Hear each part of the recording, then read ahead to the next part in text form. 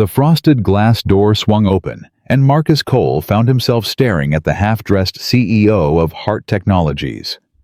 She froze. He froze. 40 pounds of equipment crashed to the marble floor.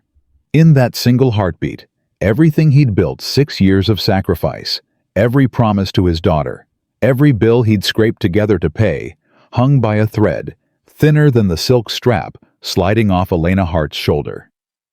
She could destroy him with one phone call. Fire him before the sun rose. Leave his little girl without a father who could feed her.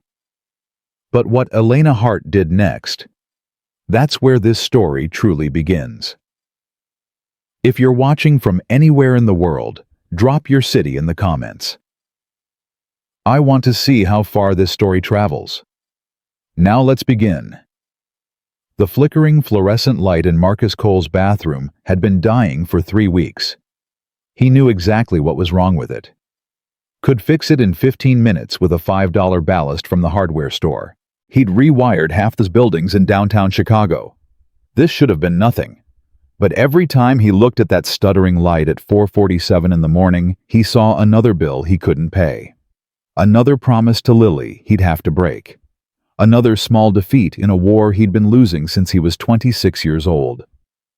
Marcus splashed cold water on his face and stared at the stranger in the mirror. 32. He looked 45. The lines around his eyes told stories he wished he could forget. His hands, calloused, scarred, never quite clean, no matter how hard he scrubbed, mapped every job he'd worked to keep a roof over their heads. Behind him, through paper-thin walls, he could hear Lily breathing. That soft rhythm was the only music that mattered anymore. His phone buzzed at 5:03 a.m. Marcus's stomach dropped before he even looked at the screen. Early calls were never good news. Early calls meant emergencies. Emergencies meant opportunities, but also risks. Cole. His supervisor's voice was strained. "I need you on the executive floor. Security system malfunction. CEO's private wing." Marcus's hand tightened around the phone. The executive floor. 55 stories above the basement, where he spent his days invisible among servers and wiring. He'd been up there exactly twice in 4 years. Both times to fix something urgent, while the executives were safely away at meetings. The unwritten rule was simple. Be invisible. Be fast. Don't make eye contact. "Can't Jensen take it?" Marcus asked, already knowing the answer. "I've got to drop Lily at D. Jensen's handling a breach in the parking structure. Williams called in sick. You're the only one with security clearance who's answering their phone." Tom's voice softened. "I know it's early. I know you've got the kid. But this came from the top. The CEO herself requested immediate response." Elena Hart. Even her name carried weight that made the phone feel heavier. Everyone at Heart Technologies knew the stories. 29 years old. Took over 2 years ago when her father collapsed from a heart attack during a board meeting. The business world had placed bets on how fast she'd fail. Instead, she'd gutted the old guard, acquired 4 competitors, and tripled the company's cybersecurity contracts. Forbes put her on their cover. The Wall Street Journal called her a prodigy. The employees called her the Iron Lady. And they didn't mean it as a compliment. Marcus had seen her exactly once crossing the lobby like a force of nature in a charcoal suit that probably cost more than 3 months of his rent. She hadn't looked left or right, hadn't acknowledged the people who stepped aside to let her pass. Her face had been beautiful in a way that seemed deliberately weaponized. Sharp cheekbones, dark eyes that missed nothing. Auburn hair pulled back so tight it looked painful. She'd terrified him from 50 feet away. "Fine," Marcus said. "I'll be there in 30. 25. The email said urgent. Marcus ended the call and stood motionless in his cramped bathroom. The dying light flickered overhead like a warning he should have heeded. Lily's room smelled like strawberry shampoo and the lavender fabric softener Mrs. Chen used on her blankets. Marcus knelt beside her narrow bed, careful not to wake her. She clutched the stuffed rabbit he'd found at Goodwill for her 4th birthday, missing one eye now worn thin from love. "I'll be back to pick you up, sweet girl," he whispered. I promise." How many promises had he made in this room? How many had he actually kept? He left a note for Mrs. Chen next door, who watched Lily most mornings in exchange for Marcus fixing her leaking pipes and broken cabinets. It was a fragile arrangement, held together by favors and desperation. The bus ride took 22 minutes through streets still dark with pre-dawn shadows. Marcus watched Chicago wake up through streaked windows, delivery trucks unloading coffee shops flickering to life, other people stumbling toward their own obligations and compromises. He wondered how many of them felt like they were drowning too, just trying to keep their heads above water one more day. Hart Tower rose 63 stories into the gray Chicago sky, all steel and glass, a monument to ambition that seemed to mock everyone who entered through the service entrance. Marcus swiped his maintenance badge and took the freight elevator, watching the numbers climb with a sense of dread tightening around his chest. Basement levels, ground floor. The numbers kept rising, carrying him away from everything familiar. The executive floor at 5:38 a.m. was silent, in a way that felt almost sacred. The kind of quiet that only existed in spaces where powerful people made decisions that changed thousands of lives without ever seeing the faces affected. Marcus's work boots echoed on marble floors, so polished he could see his reflection, a ghost in navy blue, carrying a tool bag that looked shabby against all this luxury. He found the security panel behind a door that blended seamlessly into the wall. Brass letters read, "Authorized personnel only." He was authorized. Technically.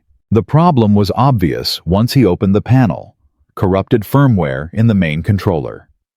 Someone had tried to update the system remotely and botched it. 20 minutes of work, maybe less. Marcus pulled out his laptop connected to the diagnostic port and started rebuilding the security protocols. His fingers moved automatically, muscle memory from years of fixing things other people broke. He was almost finished when he heard it. A voice. Female. Sharp with frustration. "Finally! What took so long?" Marcus's hands froze over the keyboard. He'd assumed the floor would be empty, that he'd have the place to himself. "Just needed to rebuild the security protocols, ma'am." He called back, keeping his voice professional. "Everything should be functional now.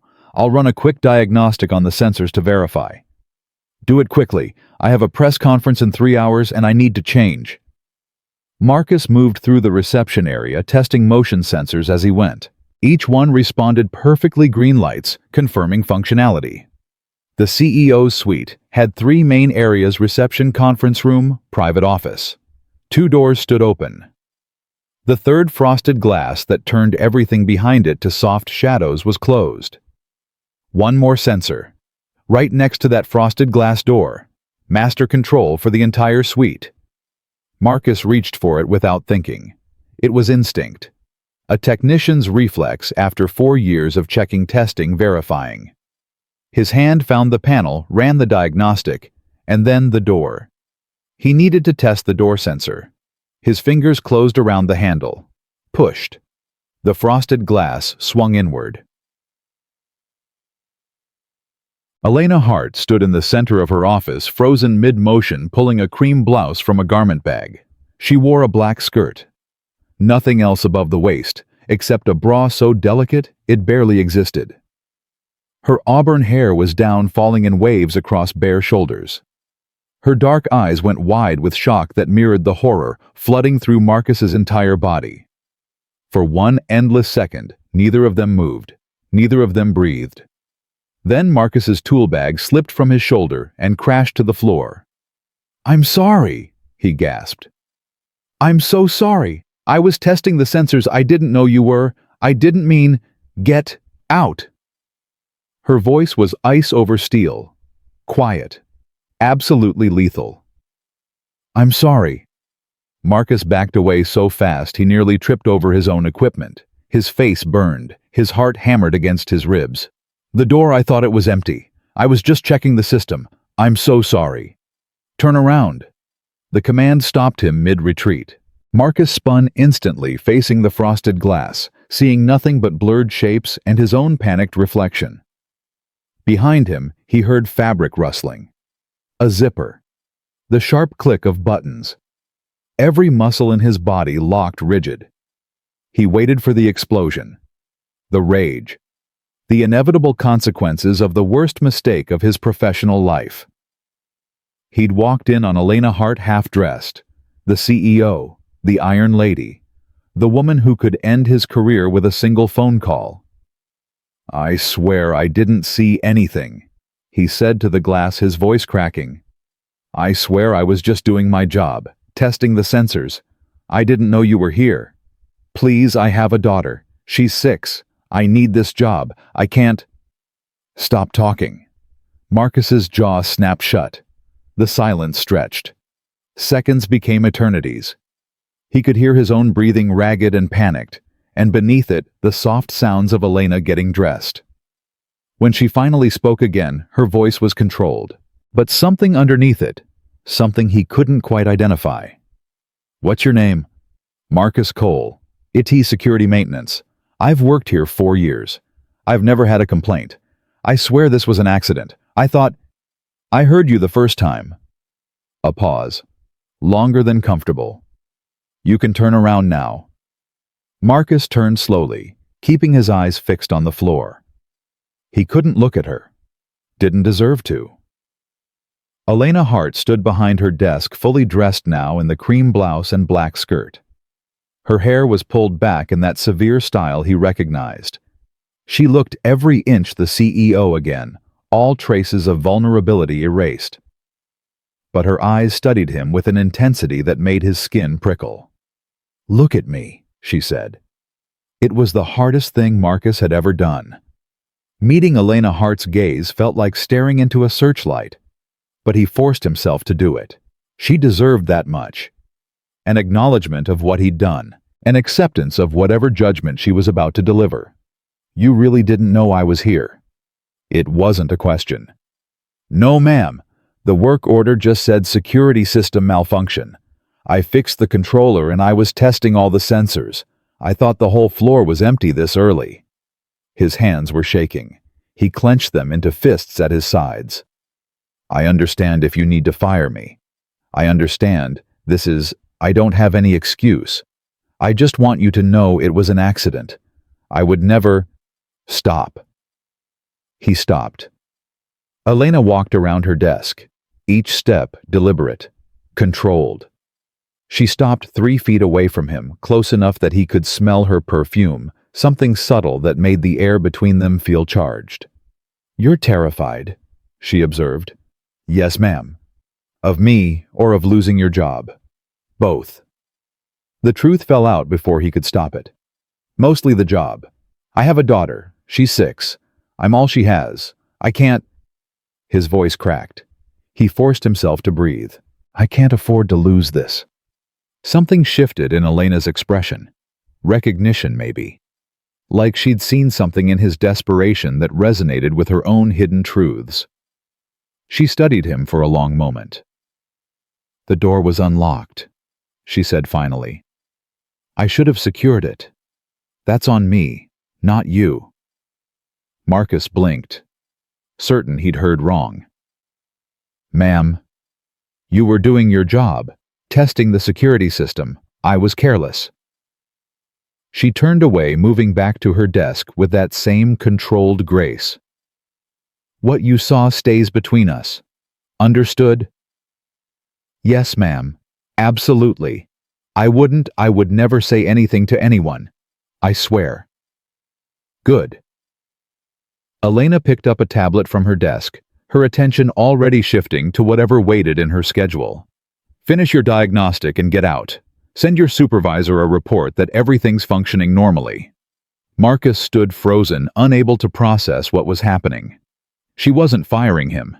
She wasn't even yelling at him. He'd braced for disaster and found something he didn't have a name for. "Ma'am?" The word came out before he could stop it. "I really am sorry." Elena looked up from her tablet, and for just a second her mask slipped. What he saw underneath wasn't anger, wasn't ice, wasn't any of the things he'd expected. It was exhaustion. Bone-deep weariness that recognized itself in another person. "I know you are," she said quietly. "Now go." Marcus grabbed his equipment and fled. He finished the diagnostic with shaking hands, documented everything on his tablet, and made it to the elevator before his knees gave out. He leaned against the cold metal wall, his heart still racing, trying to understand what had just happened. She'd let him go. She'd seen his terror, heard his desperation about his daughter, and chosen mercy over punishment. Why? The question followed him all the way back to the basement, through the morning's remaining work orders, through the mechanical routine of fixing broken things while his mind spun in circles. At 3:15 p.m., he picked up Lily from school. Listened to her excited chatter about the art project she'd made, a family picture with just two stick figures, Daddy and Lily, standing under a lopsided sun. He helped with her homework, heated up pasta for dinner, read her favorite book until she fell asleep. Normal things, safe things, the rhythm of their life together. But underneath it all, he kept seeing Elena Hart's face in that moment when her mask slipped, kept hearing the quiet acknowledgement in her voice when she'd said, "I know you are." 2 days passed. Marcus reported for his shifts, kept his head down, tried to convince himself the incident was behind him. Then on Thursday afternoon, his phone buzzed with a message from HR. "Marcus Cole, please report to Human Resources immediately. Suite 400. His stomach dropped through the floor. This was it. They'd decided to fire him after all. Wanted to do it officially with paperwork and witnesses and all the corporate formality that made destroying someone's life feel clean and professional. He should have known the reprieve was temporary. The HR director's name was Patricia Chen, no relation to his neighbor. She was all business in a gray suit, a folder open on the conference table between them. "Mr. Cole, please sit down." Marcus sat. His hands gripped his knees. "If this is about Monday morning, I can explain. This isn't disciplinary." Patricia slid a document across the table. "This is a position transfer." The words didn't make sense. Marcus stared at the paper, trying to force his brain to understand. "Effective immediately, you're being reassigned from basement IT maintenance to executive floor technical support. It's a permanent position with a significant salary increase and enhanced benefits package." Marcus's vision blurred. The numbers on the page swam before his eyes. "I don't understand." The position was created specifically based on a recommendation from Ms. Hart herself. Patricia consulted her notes. She indicated that the executive floor requires dedicated technical support with, and I'm quoting here, "demonstrated discretion and reliability under pressure." "Ms. Hart recommended me." "That's correct. The salary is detailed on page 2. You'll also receive health insurance that covers dependents, which I understand is relevant given your daughter." Patricia's professional demeanor softened slightly. "This is a good opportunity, Mr. Cole. Better hours, better benefits, direct exposure to company leadership. If you perform well, it could open doors." Marcus looked down at the numbers again. The salary was almost double what he currently made. The health insurance would cover Lily's dental work, the procedure they'd been putting off for months because he couldn't afford it. The hours meant he could drop her off at school every morning and pick her up every afternoon. It was everything he needed. Everything he'd been drowning for lack of. And it came from Elena Hart. "I don't understand why," he said quietly. "After what happened? Ms. Hart's recommendations don't require explanation." Patricia's tone was final. "Do you accept the position or not?" What choice did he have? What choice had he ever had? "Yes," Marcus said. "I accept." But that night, after Lily was asleep, he sat at their tiny kitchen table and stared at the paperwork until his coffee went cold. The salary increase alone would change everything. He could pay rent on time, fix the bathroom light, buy Lily new shoes instead of praying the old ones lasted another month. Maybe even take her somewhere, a zoo, a museum, anywhere beyond their cramped apartment and the same 3 blocks she knew by heart. But why Elena Hart had every reason to want him gone. He'd seen her at her most vulnerable, stripped of the armor she wore to face the world. By every logical calculation, she should have wanted him as far away as possible. Instead, she'd promoted him, brought him closer, demonstrated discretion. That's what Patricia had said. That's what Elena valued. Not his technical skills, those were common enough. She valued his silence, his terror, his understanding that some secrets were worth protecting. She needed someone who wouldn't talk, someone who'd proven himself capable of keeping his mouth shut when it mattered most. And maybe, just maybe, she'd seen something else too. The raw need in his voice when he'd begged for his job. The mention of his daughter.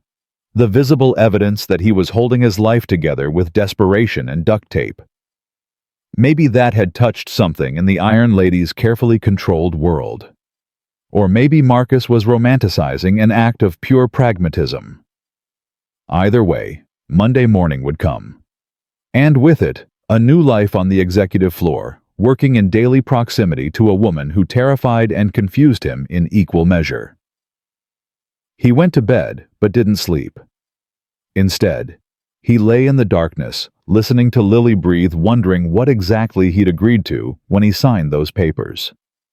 The old fluorescent light in the bathroom finally died completely that night. But for once, Marcus didn't see it as another failure. Another thing he couldn't afford to fix. He saw it as a sign that something was ending. And something else, something he couldn't yet name, was about to begin. Monday morning arrived with the weight of inevitability. Marcus stood outside Hart Tower at 6:45 a.m., watching his reflection waver in the glass facade. The new badge felt heavy in his pocket, a small piece of plastic that somehow represented the distance between who he'd been last week and who he was supposed to become today. He'd dropped Lily at school early, endured her questions about why he looked so nervous, promised her pizza Friday night to celebrate his new position. She'd hugged him extra tight before running to join her friends, and the warmth of that small body against his chest was the only thing keeping him from turning around and walking away. The executive floor at 7:00 a.m. hummed with controlled energy. Assistants arranging schedules, junior executives clutching coffee like lifelines, the soft ping of elevator arrivals delivering the day's first wave of ambition. Marcus felt immediately out of place. A maintenance worker in navy blue surrounded by tailored suits and clicking heels. The reception desk curved along one wall, all blonde wood and embedded screens. The woman behind it looked up as he approached. "Marcus Cole," he said, showing his new badge. "Executive Floor Technical Support. I'm supposed to report here." "Yes, we've been expecting you." She tapped something on her screen. "I'm Jennifer. You'll coordinate primarily through me. Ms. Hart's executive assistant will brief you on protocols shortly. She's just finishing the morning briefing." Marcus perched on the edge of a chair that probably cost more than his monthly rent. Around him, the executive floor continued its choreographed dance. People moved with purpose, conversations happening in low tones that suggested everything discussed was confidential and crucial. And somewhere beyond it all, behind doors, he couldn't see Elena Hart was beginning her day. "Mr. Cole." Marcus stood quickly, nearly knocking over his equipment bag. The woman who'd spoken was in her mid-40s, impeccably dressed in charcoal gray, with eyes that assessed him in a single glance. "I'm Amanda Chen, Ms. Hart's executive assistant. Follow me." She moved like someone who'd learned to navigate these hallways in her sleep. Marcus followed, acutely aware of how his work boots sounded against marble compared to her nearly silent heels. They passed through the main executive area, into a corridor he recognized from his emergency call, the path to Elena's private wing. His pulse quickened despite himself. Amanda stopped at a small office he hadn't noticed during his first visit, tucked discreetly near the security panel. "This is your workspace," she said. "You'll maintain all technical systems on this floor with priority given to Ms. Hart's immediate area. Response time for her requests is 10 minutes maximum. All other issues within the hour." She handed him a tablet. "This links to building management. You'll receive work orders here along with Ms. Hart's schedule so you can plan maintenance around her commitments. Amanda's eyes held his. That schedule is confidential. You don't discuss it with anyone. Not other staff, not your friends, not your family. Understood. Understood. Ms. Hart values 3 things above all else. Amanda's voice was matter-of-fact, delivering information he needed to survive. Discretion, efficiency, invisibility. Your work should be seamless. She shouldn't have to think about whether the systems function. If she notices you at all, it should be because you've solved a problem before it became her problem. The irony of being told to remain invisible by the woman whose boss had personally promoted him wasn't lost on Marcus. He kept his expression neutral. Questions? 1,000. None he could actually voice. No, ma'am. Good. Staff briefing every morning at 6:45 in the main conference room. Start your systems check at 7:30. Ms. Hart arrives between 8:00 and 8:30, and everything should be perfect before she walks through that door. Amanda paused. Something in her expression shifted almost imperceptibly. Ms. Hart doesn't make recommendations lightly, Mr. Cole. She saw something in you that made her believe you belong up here. Her voice dropped. I suggest you prove her right. Before Marcus could respond, Amanda was gone. He stood alone in his new office, surrounded by the trappings of a life he'd never imagined, wondering what exactly Elena Hart had seen. The first week passed in a blur of learning protocols and staying out of sight. Marcus memorized every circuit, every server, every security checkpoint. He discovered the executive floor had more technology packed into a single level than the rest of the building combined: smart glass that adjusted for light levels, climate controls that responded to occupancy sensors, conference room systems that cost more than luxury cars. He attended the morning briefings, learned to decode Amanda's careful language. Ms. Hart requires uninterrupted focus time, meant keep the entire wing silent. Board members visiting from New York meant everything needed to be perfect to the point of obsession. Press conference in the main auditorium meant Elena would be on edge, her standards impossibly high. And through it all, Marcus caught only glimpses of her. A flash of auburn hair as she strode past, her voice carrying through a conference room door crisp with authority. Once he was replacing a malfunctioning access panel when she emerged from a meeting, and their eyes met for half a second before she looked away and continued walking. She gave no sign of recognition. No acknowledgement that he existed beyond his function as the person who kept her world running smoothly. It should have been a relief. Instead, it felt like standing in a room where all the air had been sucked out. Marcus told himself it was better this way. Professional. Clean. He was here to do a job, collect a paycheck that was transforming his daughter's life, and maintain the discretion Elena valued so highly. That moment in her office when he'd seen vulnerability crack through her armor was an aberration. A mistake they were both pretending had never happened.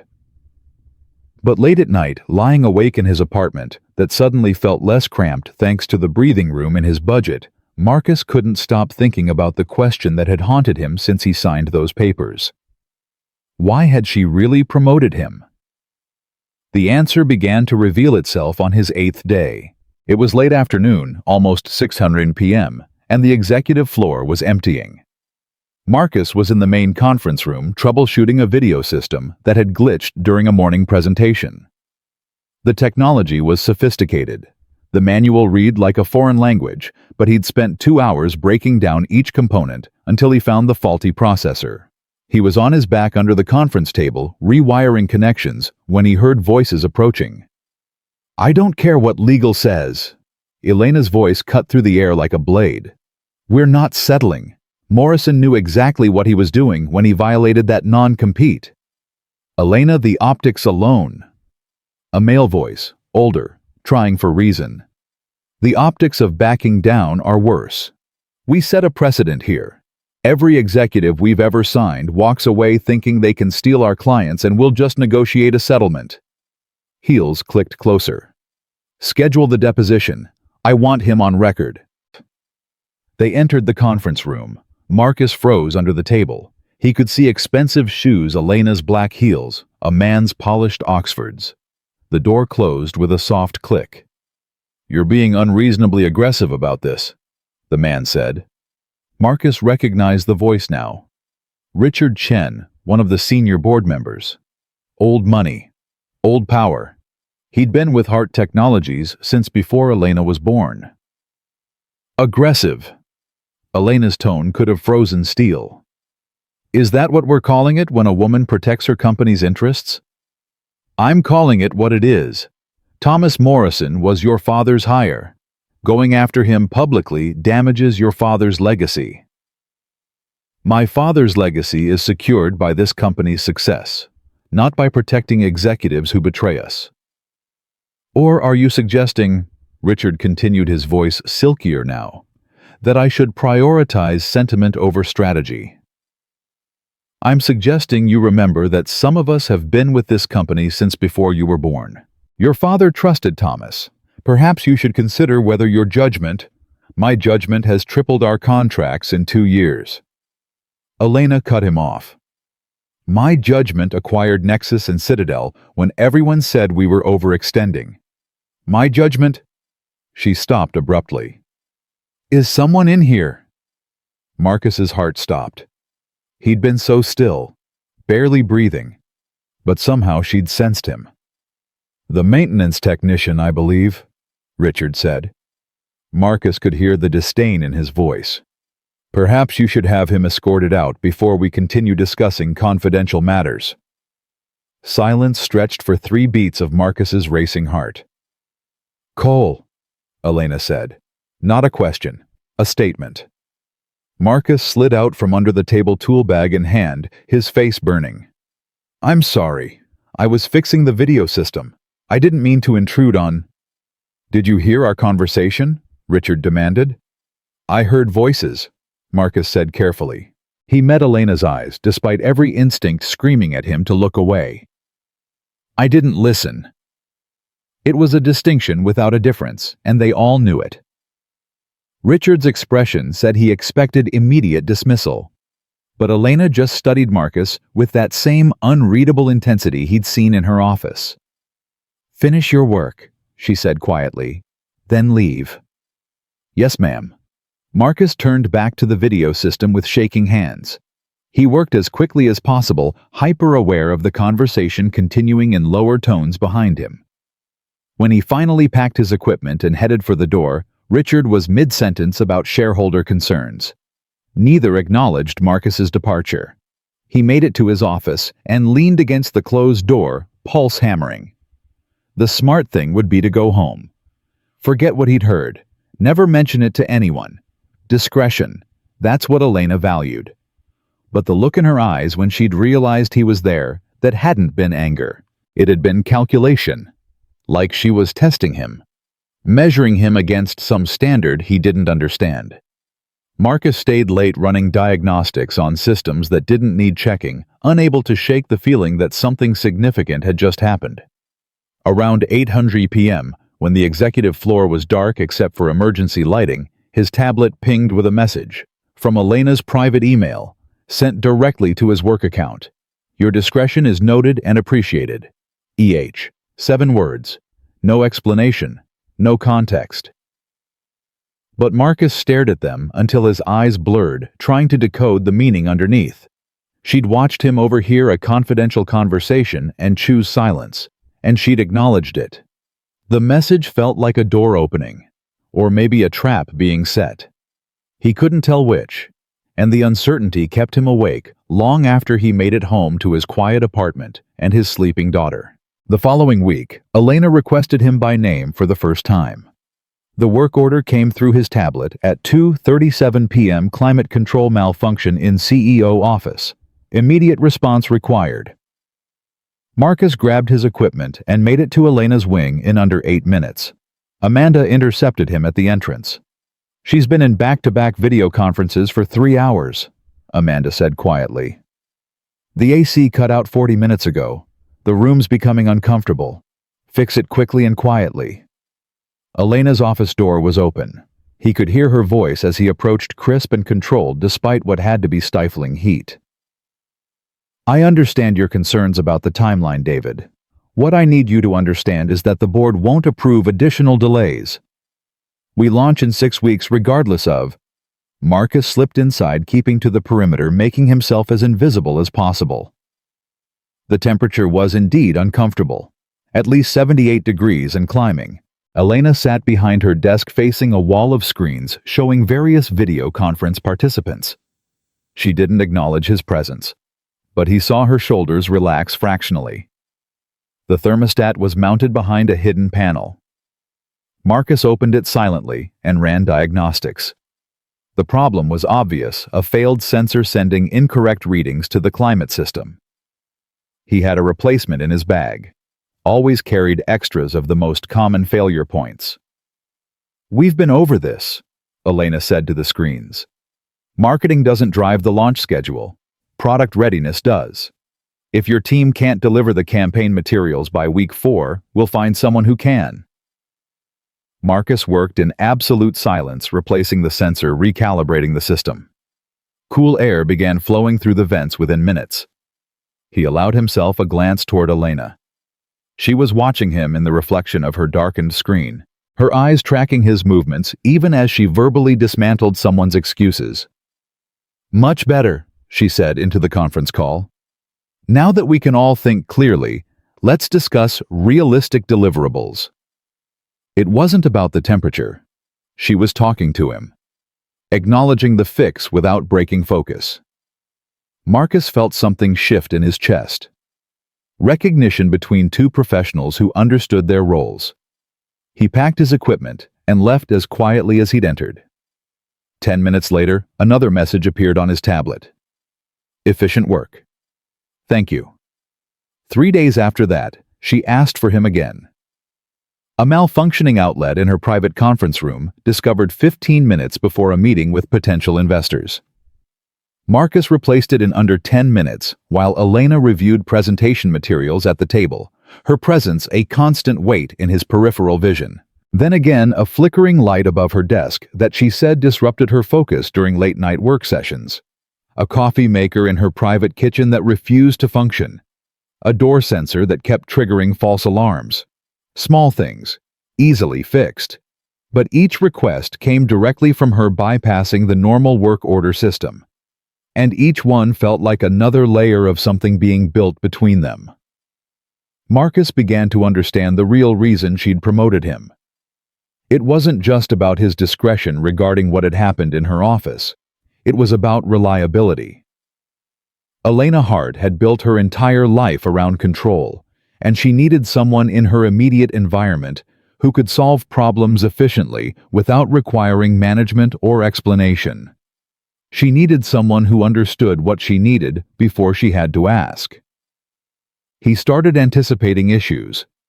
Noticed when the temperature in her wing fluctuated and adjusted it before she felt the change.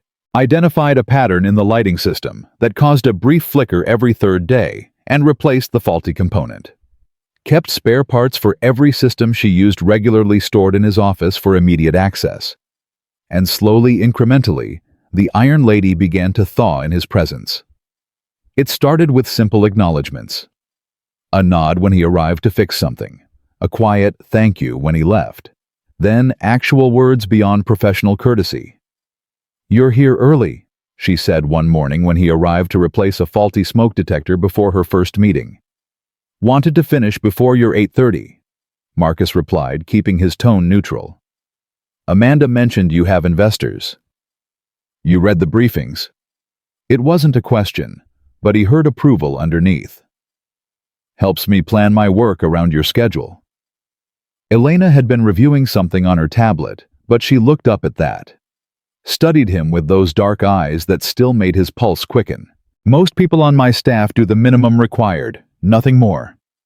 She tilted her head. "Why don't you—" The question caught him off guard. Marcus secured the new smoke detector before answering, giving himself time to choose his words. "I have a daughter," he said finally. "She deserves better than minimum effort. This job, what you did for me, giving me this position, it changed our lives. Seemed like the least I could do was earn it." Something flickered across Elena's face. too quick to identify. Your daughter. She's 6. Yes, ma'am, Lily. The name felt intimate somehow, personal in a way that made him hesitate. But Elena was watching him expectantly. She's in 1st grade, loves art, hates math homework, wants to be a veterinarian when she grows up. Just the 2 of you. Just us. Marcus concentrated on testing the smoke detector, not meeting her eyes. Her mother left before she was born. It's been me and Lily against the world ever since. Elena was quiet for a moment. That must be difficult. It's everything. The words came out more raw than he intended. He glanced at her, found her expression unreadable. What about you? He asked before he could stop himself. Is there... He stopped, realizing too late he was crossing a line. But Elena smiled. A small, sad curve of her lips that transformed her face for just a second. No one, she said. Building an empire doesn't leave much time for personal entanglements, and most people want something from me. Power connections, proximity to success. Her voice dropped. It becomes difficult to know what's real. The honesty startled him.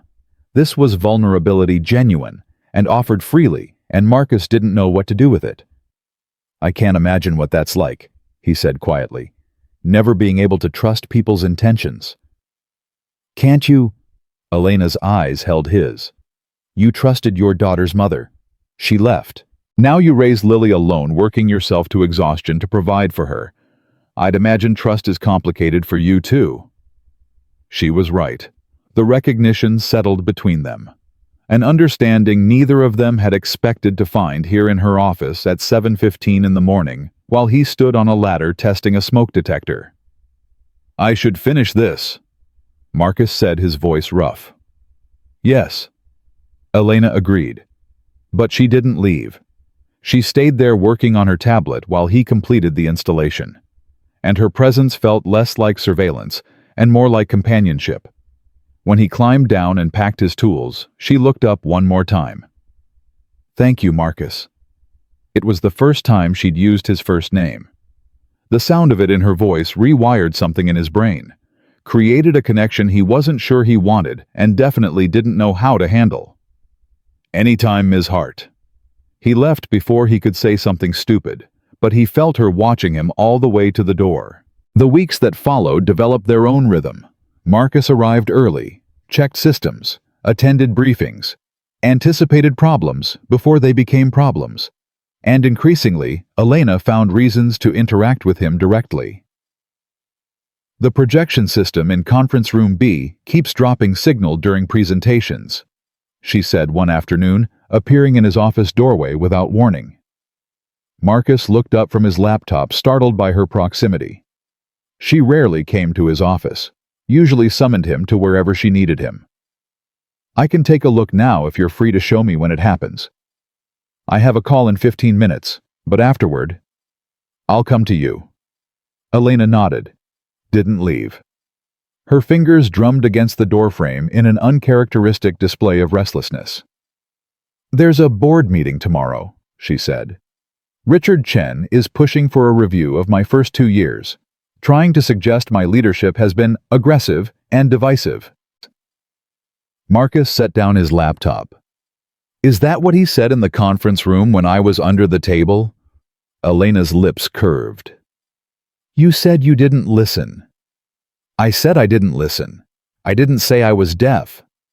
A surprised laugh escaped her. The sound was so unexpected, so human, that Marcus felt his chest tighten. Richard has been with this company for 32 years, Elena said. He was my father's closest advisor. He believes he should be running things, that I'm just a placeholder until someone more qualified can take over. Are you? Am I what? A placeholder. Elena's expression hardened. I've tripled our contracts, acquired 2 competitors, increased employee compensation by 18% across the board. But Richard sees a 29-year-old woman in her father's chair, and he can't accept that I belong here. Then prove him wrong. That's what I've been doing, every day, every decision. Her voice carried an edge of exhaustion. But it's never enough. There's always another challenge, another test, another man who thinks he knows better. Marcus stood, crossed to the doorway where she stood, close enough that he could see the faint shadows under her eyes, the tension in her jaw. "You asked me once why I do more than the minimum," he said quietly. "You want to know the real answer?" Elena waited.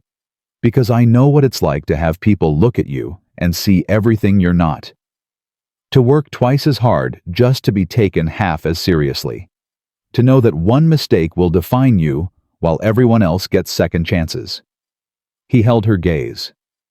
"I'm a single father with a GED working maintenance in a building full of MBAs. I know exactly what it's like to have to prove yourself every single day. And I know you're not a placeholder, Ms. Hart. You're the real thing.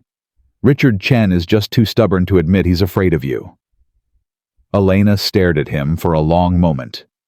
Something shifted in her eyes, surprise maybe, or recognition. "You don't talk like a maintenance worker," she said softly. "I wasn't always a maintenance worker." "What were you?" "Someone with plans, dreams, a scholarship to Northwestern for electrical engineering." Marcus's jaw tightened. "Then Lily's mother left and I had a choice. Chase what I wanted or take care of what I had. It wasn't really a choice at all." "You gave up your future for your daughter." "I gave up one future, built a different one." He stepped back, putting professional distance between them. "Your call's in 10 minutes. I'll check the conference room after." Elena didn't move. Her eyes searched his face like she was looking for something she'd lost. "You make it sound simple," she said. "Choosing what matters." "It is simple, not easy, but simple." "How do you know the difference?" "Easy is doing what everyone expects. Simple is knowing what you can live with." Elena absorbed that. Then abruptly she straightened. The CEO mask slid back into place. "Conference room B, after my call." "Yes, ma'am." She turned and walked away. But at the end of the corridor she paused, looked back. "Marcus?" "Yes." "Thank you. For—" She stopped. Started again. "For talking to me like I'm a person, not a position." Before he could respond, she was gone. The board meeting happened the next day. Marcus wasn't present, of course. He was in his office monitoring systems when his tablet pinged with an emergency alert, power fluctuation in the main boardroom. He grabbed his equipment and moved quickly through corridors that were unusually tense. Assistants huddled in small groups, speaking in whispers. Something was happening. The boardroom doors were closed.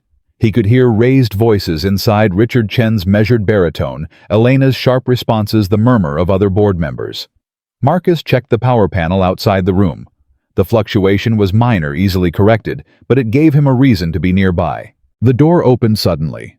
Richard Chen strode out, his face flushed with barely contained anger. He nearly collided with Marcus. "Watch where you're standing," Richard snapped. "Apologies, sir. Power issue." Richard's eyes narrowed. "You're the one she promoted, the maintenance worker who was in the wrong place at the wrong time." Marcus kept his expression neutral. "Just doing my job, sir."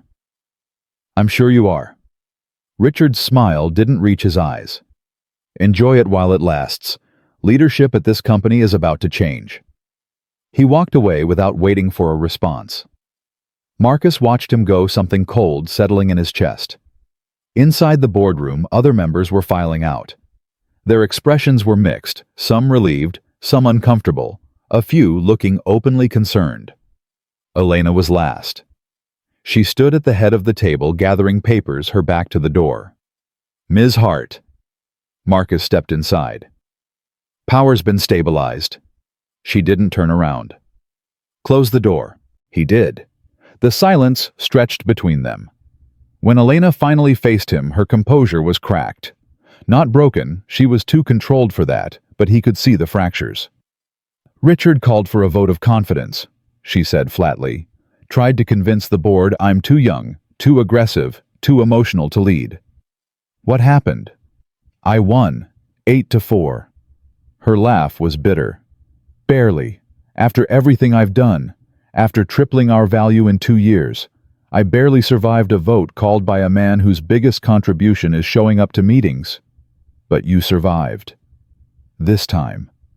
Elena sank into her chair, exhaustion suddenly visible in every line of her body. He'll try again. Every setback, every challenge, he'll use it to chip away at my authority until there's nothing left. Marcus moved closer, stopped on the opposite side of the table. Can I tell you something? Elena looked up. When Lily was 3, she got pneumonia. I couldn't afford to miss work, couldn't afford the hospital bills, couldn't afford any of it. I sat in that emergency room at 2 a.m. thinking, this is it. This is where it all falls apart. He pulled out a chair, sat across from her. But it didn't fall apart. Lily got better. I found a way to pay the bills. And the next crisis came, and the one after that, and somehow I'm still here. She's still here. We're still standing. Elena's eyes glistened. You're telling me to keep fighting. I'm telling you that people like Richard, people who've had everything handed to them their whole lives, they don't understand what it means to actually fight for something. They push because they've never been pushed back. They threaten because they've never been truly threatened. Marcus leaned forward. But you know what it's like to have everything on the line. You know what it costs to refuse to break. That's why you're going to win in the end. Because you're not playing their game. You're playing yours. A tear escaped down Elena's cheek. She wiped it away impatiently. I don't know why I keep talking to you like this. Because I'm safe, Marcus said simply. I don't want anything from you except for you to be okay. Everyone wants something. Not everyone. Elena studied him across the table. The CEO and the maintenance worker. The impossible distance between them somehow shrinking with every honest word. My father used to say that power is lonely, she said quietly. That the higher you climb, the fewer people you can trust. I thought he was being dramatic. Was he? No. Her voice cracked. He was preparing me. I just didn't want to listen. Marcus stood, walked around the table, stopped beside her chair. You're not alone, he said. Not completely, not anymore. Elena looked up at him, vulnerability naked on her face for the second time since he'd known her. You shouldn't say things like that to your boss. Probably not. It's inappropriate, unprofessional. Almost definitely. I should fire you just for, but you won't. The words hung between them. Challenge and confession, and something neither of them was ready to name. Elena rose slowly. They were standing close now, too close for professional distance. Her perfume filled his senses, subtle, expensive, intoxicating. No, she whispered. I won't. His tablet buzzed, shattering the moment. Amanda's voice through the intercom. Ms. Hart, your 400 is here. Elena stepped back, composure sliding into place like armor. Thank you for fixing the power issue, Mr. Cole. Anytime, Ms. Hart.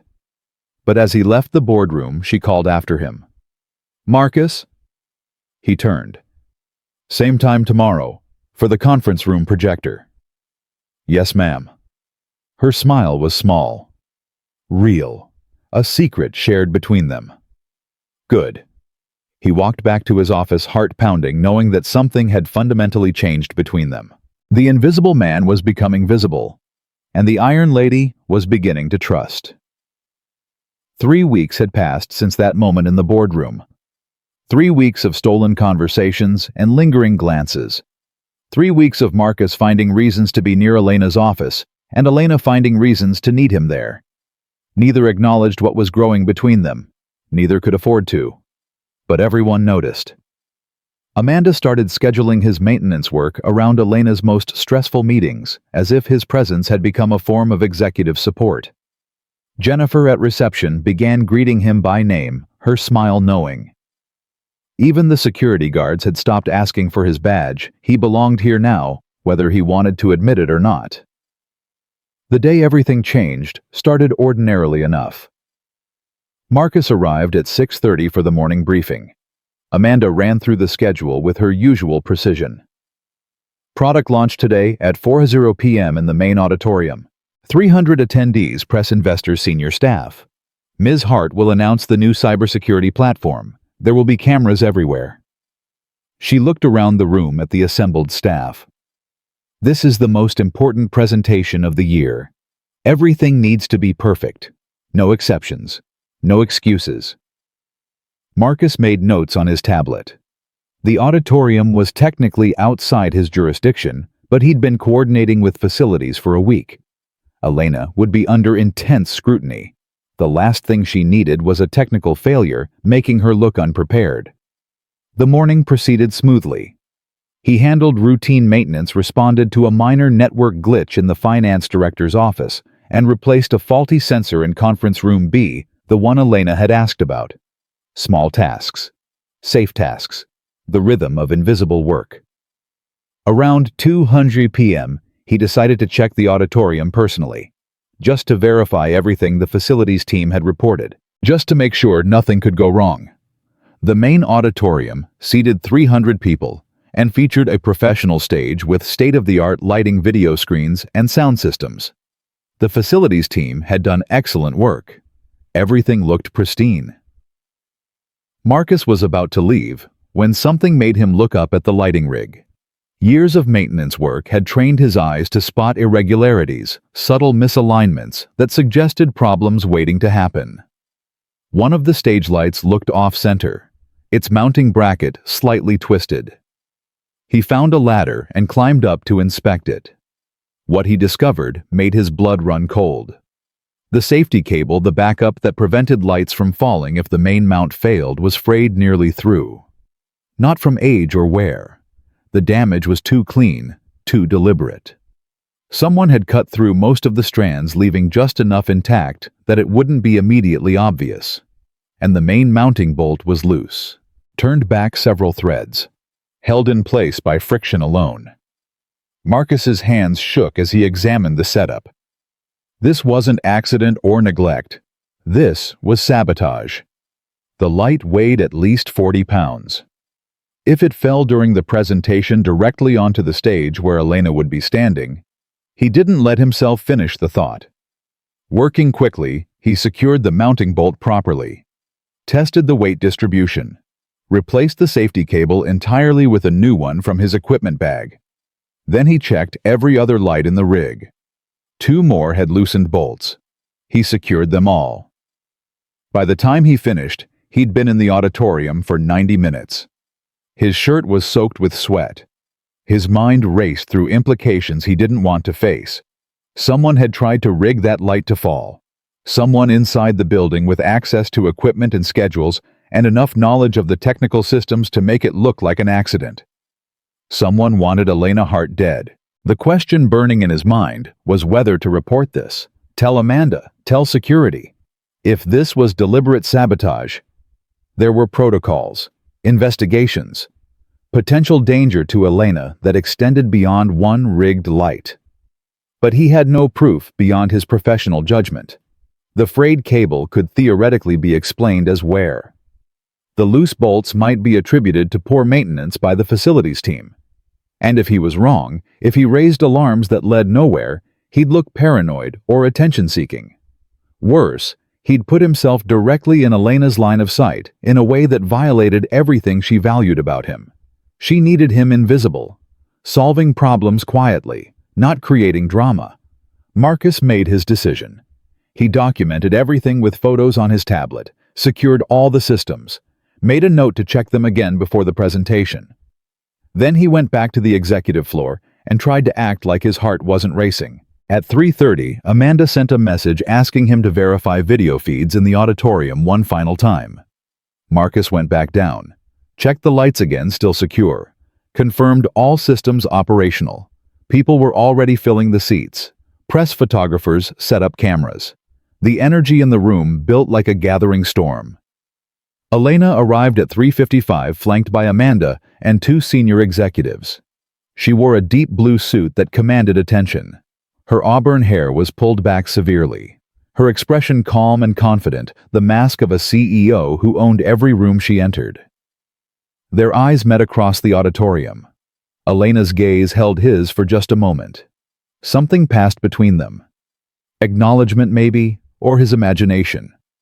Then she turned her attention to her notes, and Marcus forced himself to breathe. He positioned himself near the lighting controls at the back of the auditorium. The safest place to monitor everything. The best vantage point to spot problems. The presentation began. Elena commanded the stage brilliantly. Her voice carried through the sound system with perfect clarity. She outlined the new cybersecurity platform with precision-fielded questions from journalists with sharp intelligence, demonstrated technology that would change the industry. Marcus watched, not the presentation, the equipment. The stage lights held steady. The video screens displayed perfectly. Everything worked exactly as it should. He started to relax. Maybe he'd been wrong. Maybe the damage he'd found was just neglect after all. Coincidence and poor maintenance rather than malicious intent. Maybe. Then the light directly above center stage shifted. It was subtle, a slight rotation on its mount. But Marcus saw it immediately. His blood turned to ice. Someone was in the lighting catwalk above the stage.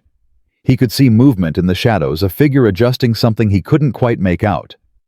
Marcus moved before thinking. He raced toward the stage access stairs on the far side of the auditorium. The stairs were too far. Elena was directly under that light, still speaking, completely unaware of the danger gathering above her. The light shifted again, rotated further. Someone was actively working to override his repairs. Marcus abandoned stealth and ran. His boots pounded against the auditorium floor. People in the audience turned to stare. Security guards started moving, confused by the commotion. He saw Amanda's startled face. Saw Elena pause mid-sentence, her eyes finding him in the crowd. "Get away from center stage," Marcus shouted. "Now!" Elena froze. Years of control kept her rooted to the spot, confusion and authority warring on her face. The light above her groaned, metal straining against metal. Marcus didn't have time to explain. He launched himself onto the stage, grabbed Elena around the waist, and threw both of them sideways with every ounce of strength he possessed.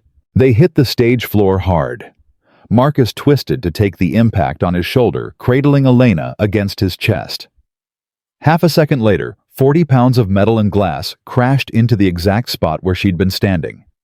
The mounting bracket finally gave way. The light exploded on impact. Shattered glass sprayed across the stage. Sparks flew from severed electrical connections. The crowd erupted in chaos, screaming, people running, security converging from all directions. But Marcus only registered Elena. Her body pressed against his, her heart hammering so hard he could feel it through their clothes. Her dark eyes wide with shock. She was shaking. "Are you hurt?" Marcus demanded. His hands moved over her shoulders, her arms checking for injuries. "Did the glass hit you?" "I'm fine." Elena's voice trembled. How did you know?" "I'll explain later. Right now we need to—" Security surrounded them, pulling them apart. Voices shouting questions and orders. Marcus caught a glimpse of figures fleeing from the catwalk access.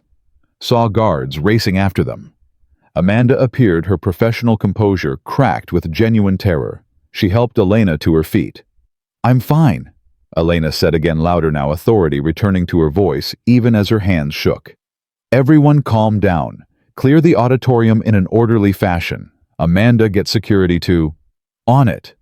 Amanda was already coordinating on her phone. Elena's eyes found Marcus. He was still on the stage floor, his shoulders screaming where he'd absorbed their combined impact. Glass scattered around him. Blood ran from a cut on his arm where a shard had caught him. "You're bleeding," Elena said. "It's nothing." "It's not nothing." She moved toward him, but Amanda intercepted her gently. "We need to get you to a secure location until security sweeps the building. Please, Elena." For a moment, Marcus thought Elena would refuse, but she let Amanda guide her toward the exit, looking back at him one last time. Her expression was something he'd never seen before. Shock. Gratitude. Something deeper that made his breath catch. Then she was gone. Security personnel surrounded Marcus, asking questions he barely heard. His mind kept replaying those seconds on a loop. The weight of Elena in his arms, the terror in her eyes, the absolute certainty that if he'd been 1 second slower, she would be dead. And somewhere in the chaos, Marcus realized that invisible was no longer an option. He'd thrown himself into the spotlight to save her. Nothing between them would ever be the same. The security office became command central within minutes of the auditorium evacuation. Marcus sat in a hard plastic chair while a paramedic cleaned the gash on his forearm. The sting of antiseptic barely registered against the adrenaline still flooding his system. Guards spoke in clipped tones into radios coordinating a building-wide lockdown while reviewing security footage on a wall of monitors. "You're lucky," the paramedic said, applying butterfly bandages. "Another inch, and this would have needed stitches." Marcus didn't feel lucky. He felt like his entire body was vibrating at a frequency just below visible. "Mr. Cole." The head of security, a former detective named Marcus Webb, pulled up a chair. His expression was grave. "Walk me through what happened. Start with why you were checking the auditorium in the first place." Marcus explained everything. The morning briefing, his decision to personally verify the systems, finding the frayed safety cable and loose mounting bolts, fixing them, documenting everything. He showed Webb the photos on his tablet time-stamped from hours before the presentation. "You fixed it," Webb said, studying the images. "Secured everything properly. So how did the light still fall?" "Someone was up in the catwalk during the presentation." Marcus's voice was steady, despite his racing heart. "I saw movement, saw them working on something. They must have loosened it again, found another way to compromise the mount." Webb's jaw tightened. "Did you see a face? Any identifying features?" "No, just a silhouette, dark clothes, moving fast." "And you didn't report the initial sabotage because—" "I had no proof it was deliberate. Could have been negligence, poor maintenance. I documented everything, fixed the immediate danger, and planned to monitor it." Marcus met Webb's eyes. "I didn't expect someone to actively interfere during the event itself." Webb studied him for a long moment. "Your quick thinking saved Ms. Hart's life. I want to be clear about that. But this is now a criminal investigation. Attempted murder, possibly corporate espionage. You'll need to make a formal statement." "Whatever you need." The door opened and Amanda appeared. "Mr. Cole, Ms. Hart wants to see you. Now." Webb nodded.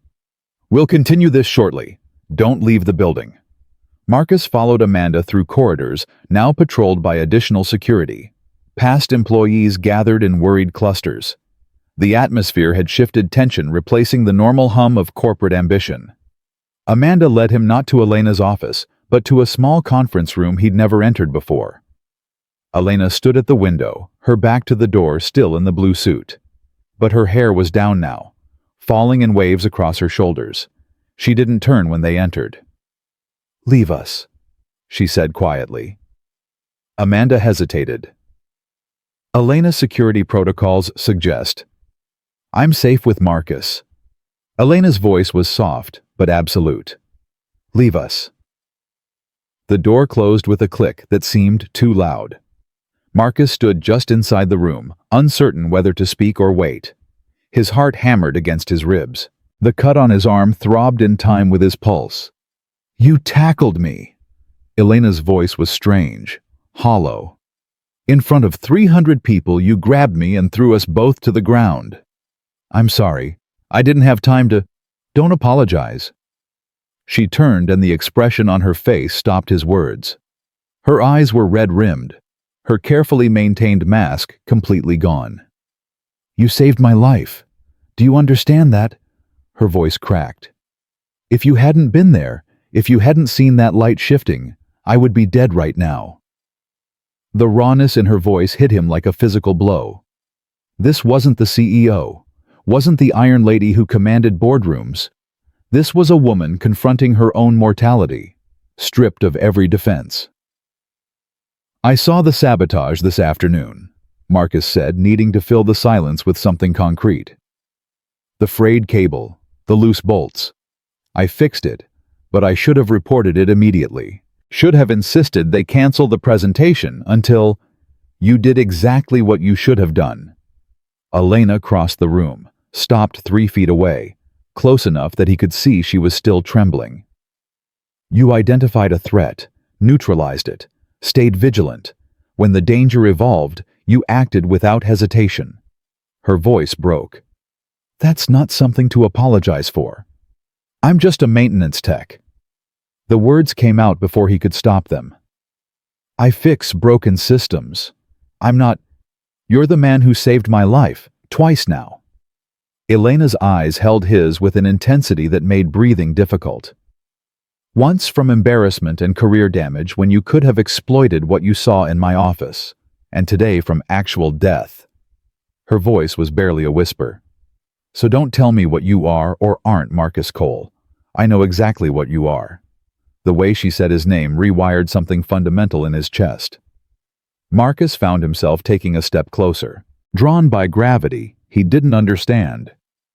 "What happened up there?" he said quietly. "On that stage. That wasn't about maintaining your image or protecting the company. That was about you. Just you." He held her gaze. "And I would do it again without thinking twice." Elena's breath caught. For a moment he thought she might say something that would change everything between them. But her phone buzzed, shattering the moment. She looked away, composing herself piece by piece. "Security found evidence in the catwalk," she said, her voice steadier now. "Tools, cut cables. They're reviewing all footage from the building." She met his eyes again. "Whoever did this will be caught. Do you know why someone would target you like this?" A bitter smile crossed Elena's face. "I'm a young woman running a multi-billion-dollar company in an industry dominated by men who think they deserve what I have. I've made enemies acquiring competitors, refusing partnerships, choosing merit over politics." She paused. "The list of people who'd benefit from my death is longer than I'd like to admit." The casual way she said it, "people who'd benefit from my death," made Marcus's hands curl into fists. That's not normal. That's not acceptable. It's reality. Elena moved back toward the window, putting distance between them. "And now I have to decide how to handle it. Cancel the product launch, increase security, show weakness to everyone watching for me to fail." "You show strength by staying alive," Marcus said. "Everything else is secondary." She looked at him, something that might have been wonder in her expression. "You really believe that I know what it's like to have someone depending on you?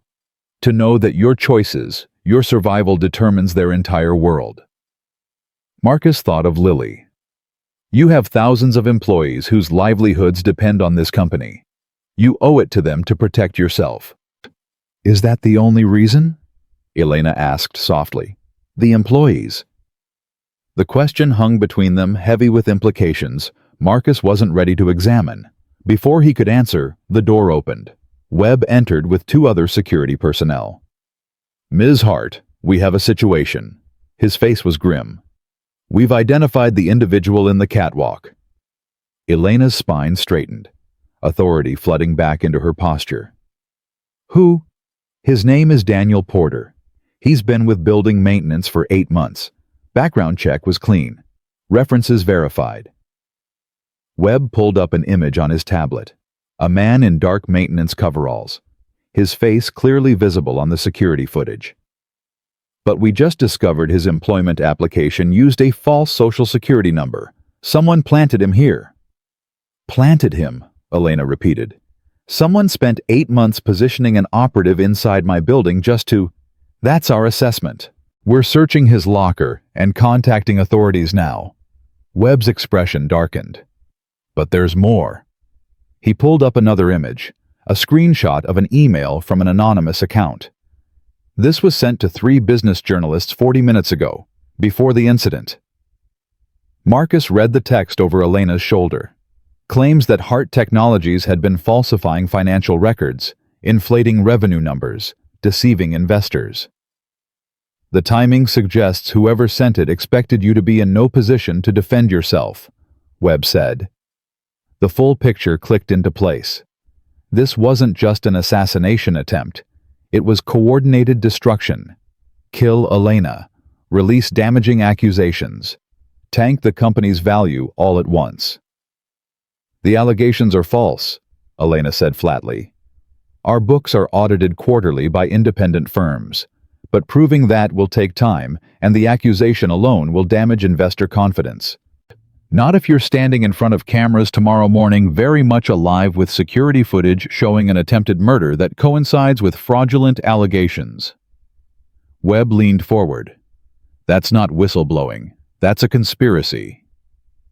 We need to find Porter before he disappears, Elena said. And I want to know who hired him. Someone with resources. Someone who understands this company well enough to coordinate this kind of attack. We're on it, Webb nodded. In the meantime, I'm assigning personal security. You don't go anywhere without protection until... No. Elena's voice cut like steel. I'm not hiding behind bodyguards like I'm afraid. We handle this intelligently, but I won't give anyone the satisfaction of seeing me cower. Webb looked like he wanted to argue, but knew better. At minimum, you need someone watching your immediate environment. Someone you trust. Elena's eyes found Marcus. Something passed between them. A silent conversation that excluded everyone else. Marcus stays close, she said. He's already proven he can identify threats I can't see. He works on the executive floor anyway. Nothing changes visibly. But he's there. Ms. Hart, with respect, Mr. Cole is maintenance staff. He's not trained for... Mr. Cole saved my life while your security personnel were watching cameras and patrolling hallways. Elena's tone left no room for argument. I trust his instincts. He stays. Webb nodded reluctantly. We'll need to brief him on protocols. Provide communication equipment. Fine. Do it tonight. I want this handled before morning. Elena turned to Marcus, her expression unreadable. Unless you have objections to expanding your responsibilities. Marcus thought about what he was being asked, thought about Lily, about the risk of putting himself between Elena and whoever wanted her dead, about walking away, choosing safety, protecting the fragile stability they'd finally achieved. But when he looked at Elena, really looked at her, he saw the vulnerability she was hiding behind steel and authority. Saw someone who'd built walls so high she couldn't see over them anymore. Someone who trusted so few people that asking him to stay close was an act of profound faith. No objections, he said. Whatever you need. The relief that flashed across Elena's face was brief, but it had been there, real and raw, before she locked it away again. The next 3 hours blurred together. Security briefings, equipment distribution, coordination with law enforcement. Marcus was fitted with a discreet earpiece that connected him to the security network. Shown emergency protocols. Given access codes for systems he'd never imagined needing. Webb ran him through threat assessment basics, what to watch for how to respond. Your job isn't to engage threats, Webb emphasized. It's to get Ms. Hart to safety and alert us. You see something suspicious, you call it in. Understand? Understood. Though privately, Marcus wondered what he'd actually do if someone threatened Elena in his presence. The tackle on stage had been pure instinct. He suspected his instincts wouldn't wait for security protocols. It was nearly 11:30 p.m. when he finally made it home. Mrs. Chen had put Lily to bed hours ago. A note on the counter mentioned the math homework Lily had struggled with and the chicken soup warming in the fridge. Marcus stood in his daughter's doorway watching her sleep. She clutched that worn stuffed rabbit against her chest, breathing softly, completely unaware of what had happened today. He'd crossed so many lines, professional boundaries, class divisions. the careful distance he'd maintained between himself and Elena's world. Tomorrow he'd cross more, standing close to her, not as invisible maintenance staff, but as something else entirely. His phone buzzed. A message from an unknown number. "Thank you for today, for everything. Get some rest. Tomorrow will be complicated. E." Marcus stared at those words until his eyes blurred. She had his personal number, had reached out after hours, had thanked him like a person rather than an employee. He typed back carefully. "You're welcome. See you at 7. Her response came immediately. 6:30. "We have work to do." Despite everything, Marcus smiled. Of course she did. He looked at Lily one more time, made a silent promise to keep coming home to her, no matter what. Then he went to bed. But he didn't sleep. Instead, he lay in the darkness, listening to his daughter breathe, knowing that somewhere across the city, Elena Hart was doing the same thing. Both of them alone with their fear. Both of them pretending to be stronger than they felt. Both of them waiting for whatever came next. The next morning arrived with news that Daniel Porter had been apprehended trying to board a flight to Mexico. His apartment yielded a burner phone with encrypted messages coordinating the attack, along with $50,000 in cash. He was in custody, not talking, but law enforcement was confident they could trace the money. Marcus arrived at the executive floor at 6:15 to find it already buzzing with activity. Security personnel everywhere, tension thick enough to choke on. Amanda intercepted him immediately. "Ms. Hart is in her office. She asked for you directly." Amanda's expression was complex, professional courtesy mixed with something that might have been concern. "Whatever's happening between you two," she said quietly, "be careful. She's under enormous pressure right now. She makes decisions based on control and strategy. Don't mistake proximity for something it isn't." The warning was clear, and probably wise. Marcus nodded and knocked on Elena's door. "Come in." She sat behind her desk, already dressed for battle in a charcoal suit, her hair pulled back severely, but her eyes were softer when she looked at him, carrying memories of yesterday's vulnerability. "How's your arm?" she asked. "Fine, barely feel it." Marcus closed the door behind him. "You look like you didn't sleep." "I didn't." Elena gestured to the chair across from her desk. "I spent the night reviewing everyone who might have orchestrated this. Business rivals, disgruntled former employees, board members who opposed my leadership." She paused. "The list is extensive and depressing." "Webb will find the connection," Marcus said, sitting. "The money trail always leads somewhere." "That's not what worries me." Elena leaned back, studying him. "What worries me is that I've built my entire life around not needing anyone. Control, independence, self-reliance. And yesterday," her voice caught. "Yesterday, I needed you. Absolutely, completely needed you to save my life. That's not a position I'm comfortable occupying." The honesty stunned him. "Needing someone in a crisis doesn't make you weak," Marcus said carefully.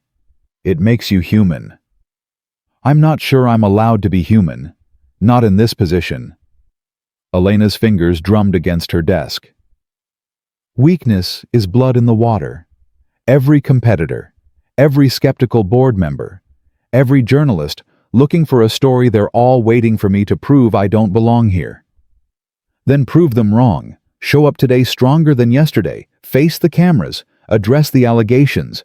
Demonstrate that whoever tried to kill you failed spectacularly." Marcus leaned forward. "That's not weakness. That's power." Elena's lips curved into something that wasn't quite a smile. "You make it sound simple." "I didn't say it was simple. I said it was necessary." "You asked me yesterday what I am to you." Elena's eyes held his. "You want the truth." Marcus waited. "You're the person who changed my daughter's life by giving me a chance I didn't deserve. You're the woman who works 18-hour days to protect thousands of employees she'll never meet." His voice dropped. And you're someone who shouldn't have to face death threats and character assassination alone. The silence that followed felt alive, charged with everything they weren't saying. Elena's eyes searched his face like she was looking for proof he meant it, that this wasn't performance or manipulation. "I don't know how to do this," she said finally. "How to let someone be close without wondering what they want from me. I don't want anything except for you to be safe." Marcus held her gaze. "That's it. That's all of it. That might be the most valuable thing anyone's ever offered me." Her intercom buzzed before either of them could say more. "Ms. Hart, the investigators from the police department are here. Conference room A." Elena's expression shifted, the CEO mask sliding back into place. "Send them in. We'll be there in 2 minutes." She stood straightening her jacket. "Stay close today," she said quietly. "I need to know you're there." "I'm not going anywhere." Conference room A was the largest on the executive floor. Detective Morrison, a woman in her 50s with sharp eyes that had seen too many crimes, stood beside Webb and 2 other investigators. "Ms. Hart," Morrison said as they entered, "thank you for meeting on short notice. The evidence we've uncovered requires immediate action." "Show me." Elena took her seat at the head of the table. Marcus positioned himself near the wall, close enough to intervene if necessary, but outside the direct circle of conversation. Morrison pulled up images on the main screen. Phone records, financial transactions, email metadata. Daniel Porter received his instructions through an encrypted messaging app. We traced the account through payment records. The person who hired him made 3 transfers totaling $50,000 over the past 6 months. "Who?" Elena's voice was flat. Morrison glanced at Webb. "The money came from an offshore account. The setup was sophisticated, but forensic accounting found the source." She paused. "The account was funded by liquidating stock options belonging to Derek Simmons, your chief technology officer." The name landed like a grenade. Marcus saw Elena's expression freeze, shock warring with disbelief. Derek Simmons had been with Hart Technologies for 9 years, had worked directly with Elena's father, was responsible for the technological innovations that had made the company's recent expansion possible. "That's not possible." Elena's voice was barely audible. He's been loyal to this company since before I took over. He supported every initiative, worked 18-hour days on the new platform. Why would he?" "We believe he's working with outside interests," Morrison interrupted. "The financial trail shows he's in significant debt, gambling losses over the past 2 years. Someone approached him, offered to clear his debts in exchange for cooperation." "Cooperation?" Elena repeated. "The plan was to eliminate you, install more cooperative leadership. Derek would maintain his position while feeding information to competitors." Elena sat back, her face pale. "Derek came to my father's funeral, told me he believed in my vision for the company. He's sat in meetings with me almost daily for 2 years, and all that time he was planning to kill you," Webb finished grimly. "We've been watching him since we identified the connection an hour ago. He's in his office right now, acting like everything is normal." "We need your authorization to arrest him," Morrison said. "Not yet." Morrison frowned. "Ms. Hart, he's a flight risk. If he suspects we're onto him—" "He doesn't suspect. If he did, he'd already be gone."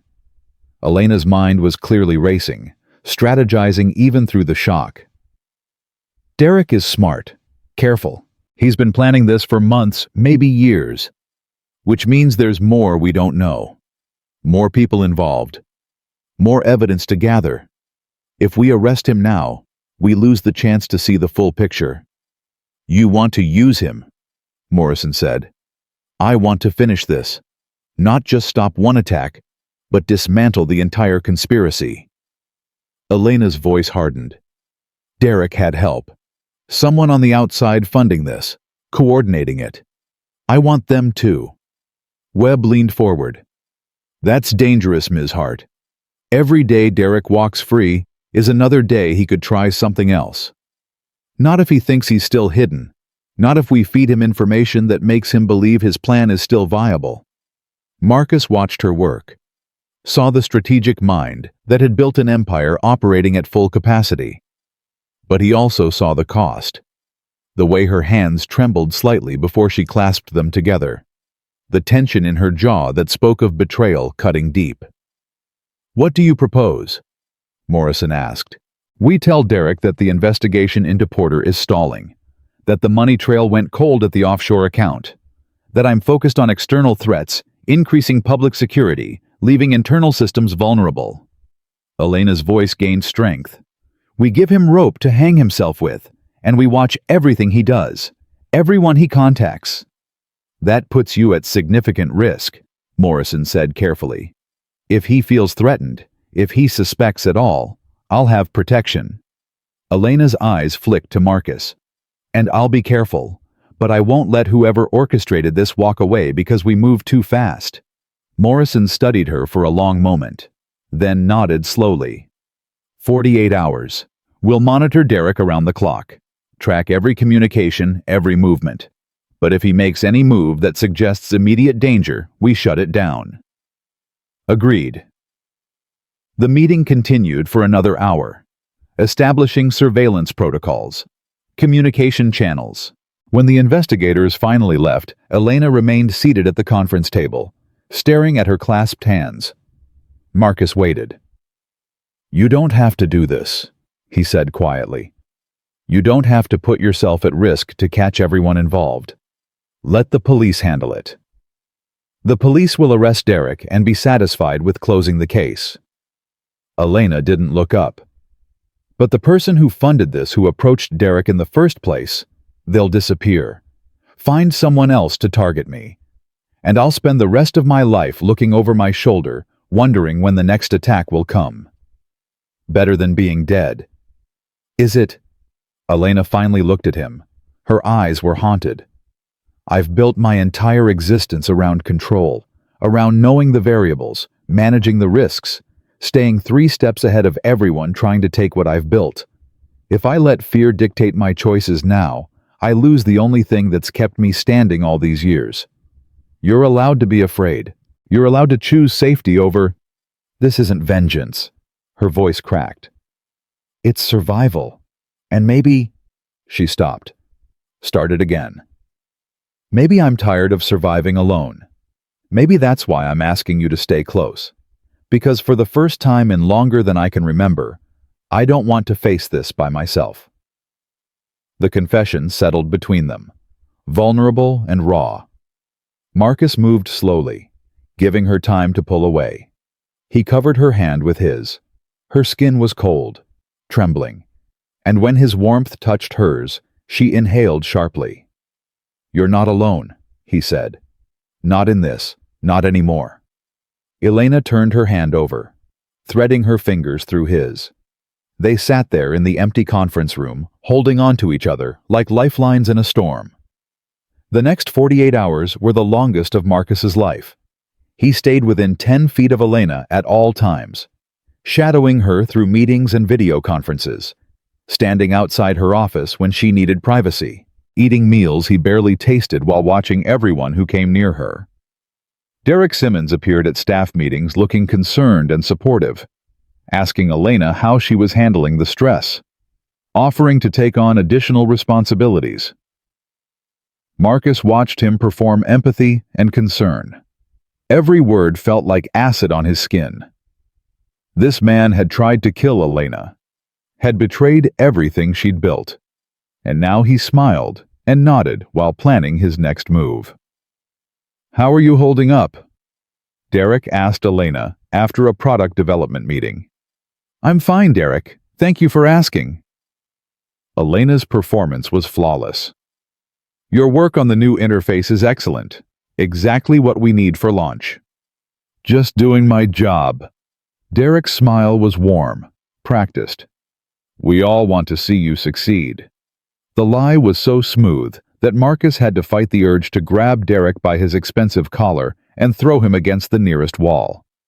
But Elena's hand touched his arm briefly as she passed, a silent reminder to stay calm. Stay focused. Surveillance teams reported that Derek was making encrypted calls to an unknown number, always from locations outside the building where he thought he had privacy. The technical team was working to break the encryption, but it was sophisticated, suggesting whoever Derek reported to had significant resources. On the second night around 11:00 p.m., Marcus was doing a final security sweep of the executive floor when his earpiece crackled to life. "We've got movement." Webb's voice was urgent. "Derek just entered the building through the parking garage. He's not supposed to be here." Marcus's heart rate spiked. "Where's Ms. Hart?" "Still in her office. We've got eyes on her, but Derek's heading for the executive floor now." Webb's voice tightened. "Get to her." Marcus ran. His boots pounded against marble as he raced down the corridor. Behind him, he heard elevator doors opening, footsteps echoing through the empty building. He burst into Elena's wing to find her at her desk. Paperwork spread around her, completely unaware. "We need to go," Marcus said urgently. "Now." Elena looked up, instantly reading the tension in his voice. "What's—" "Derek, in the building, coming up. Webb's mobilizing security, but—" The lights went out. Complete darkness swallowed the executive floor. Emergency lighting failed to activate. Marcus heard Elena's sharp intake of breath, heard movement in the hallway outside. Every instinct screamed danger. "Stay behind me," he whispered, pulling Elena away from her desk. His eyes were adjusting to the darkness, shapes emerging from shadow. "He's cutting power." Elena breathed against his shoulder. "Disabling security systems." "Where's your panic button?" "Desk drawer." "But if the power's out—" Footsteps in the hallway. Slow, deliberate. Someone who knew exactly where they were going. Marcus positioned himself between Elena and the door. His hands were empty, his mind racing through options. He wasn't a fighter, wasn't trained for this, but he'd meant what he said about protecting her. "Elena!" Derek's voice called from the darkness. Friendly, calm. "Are you still here?" The power went out.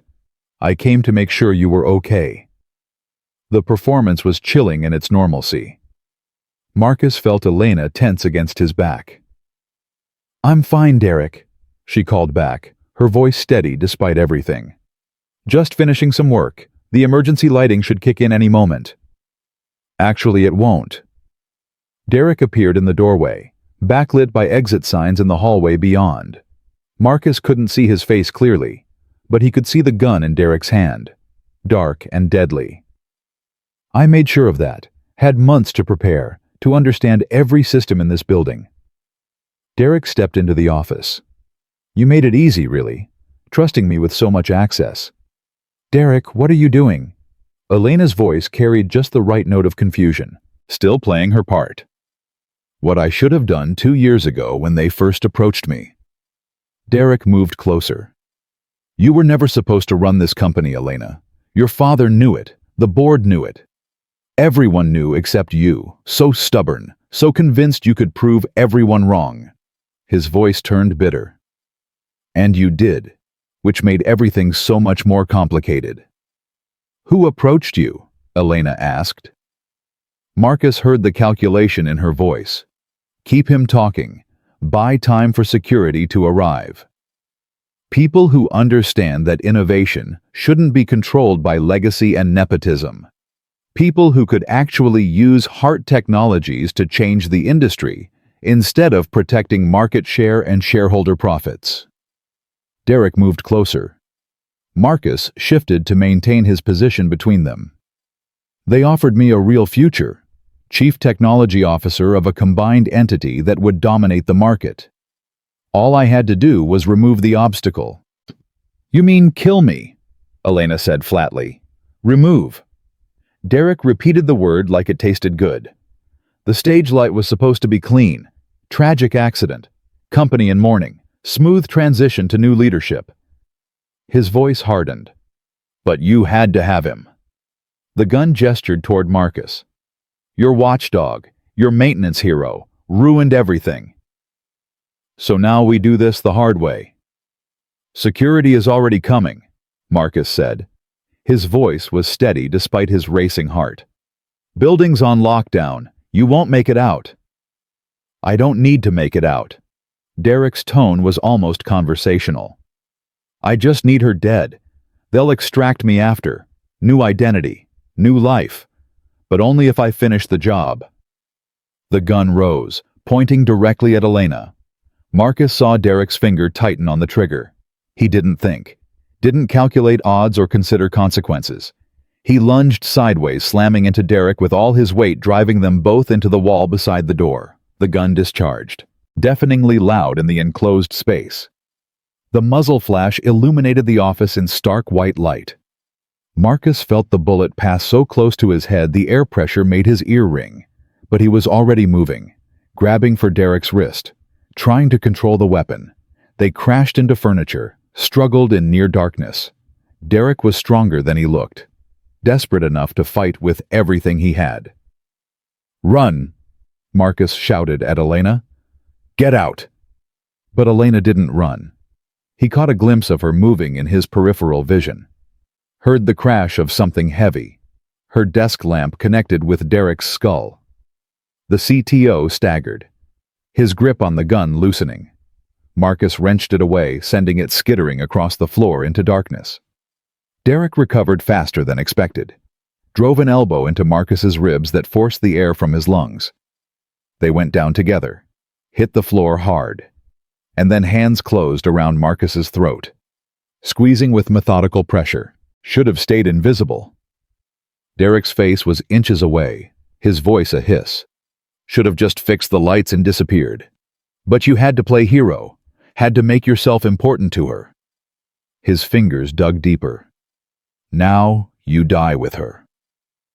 Marcus's vision started to gray at the edges, his lungs screaming for air. He clawed at Derek's hands, trying to break the grip, but his strength was fading fast. Through the gathering darkness, he saw Elena searching frantically for something. Anything she could use. Then light flooded the office, blinding after so much darkness. Voices shouted from multiple directions. The pressure on Marcus's throat released abruptly as security guards swarmed the room, pulling Derek away, forcing him to the ground. Marcus gasped for air, his throat raw, his vision clearing slowly. Strong hands helped him sit up. And suddenly, Elena was there, kneeling beside him, her hands framing his face with desperate gentleness. Marcus. Her voice broke on his name. Can you hear me? Are you hurt? He tried to speak, coughed instead, his throat burning. Elena's eyes were wide with fear he'd never seen there before, tears tracking down her cheeks. She was shaking. I'm okay, he managed, his voice barely a whisper. Did he? I'm fine. You kept yourself between us. Her thumb brushed his cheek. Only then did Marcus realize he was bleeding from somewhere. You threw yourself at a gun, you impossible, brave, stupid man. You could have died. Couldn't let him hurt you. Around them, security was securing Derek, reading him his rights, coordinating with police teams flooding into the building. Detective Morrison appeared in the doorway. We got it all on audio, she said grimly. His confession. The mention of extraction and new identity, that plus the attempted murder will put him away for life, and we're already working on identifying his contacts. Good, Elena said, but her attention never left Marcus. Get him out of here. Get all of them out. Webb started to protest. Ms. Hart, we need statements. Medical evaluation. Later. Elena's voice carried absolute authority despite the tears still wet on her face. Everyone out, now. They went, reluctantly. Derek was dragged away, shouting threats and justifications that faded as they hauled him toward the elevators. Then the door closed, and Marcus and Elena were alone, surrounded by overturned furniture and evidence of violence, both of them breathing hard. You saved my life, Elena said quietly. Again. That's becoming a habit. Marcus tried to joke, but his voice was too rough, too raw. Don't, Elena's hands were still on his face, holding him like she was afraid he'd disappear. "Don't make light of this. You threw yourself in front of a bullet for me. You could have died." "But I didn't. We didn't. We're both still here. Because of you." The words came out fierce, almost angry. "Because you keep choosing to stand between me and people trying to destroy me.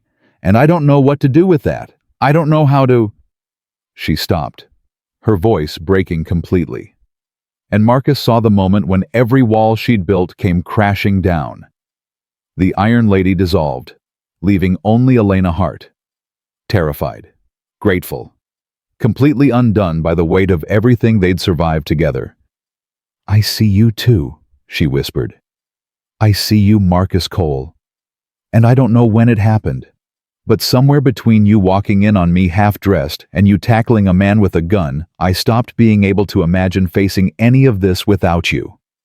Marcus's breath caught. They were still on the floor of her office, both of them bruised and bleeding, surrounded by chaos, and she was looking at him like he was the only solid thing in a world that had tried to kill her twice. "I'm not going anywhere," he said, echoing his promise from what felt like lifetimes ago. "Not now, not ever, if you'll let me stay. I don't deserve you." "That's not your choice to make." Marcus reached up, touched her face, wiped away a tear with his thumb.